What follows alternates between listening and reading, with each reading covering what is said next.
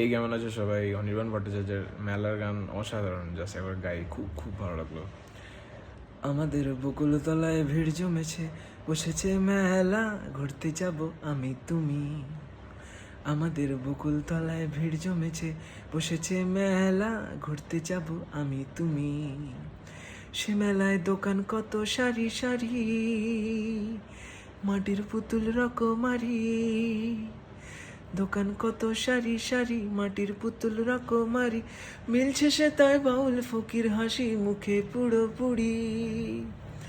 পুতুল বাহারি পুতুল, পুতুল বাহারি পুতুল।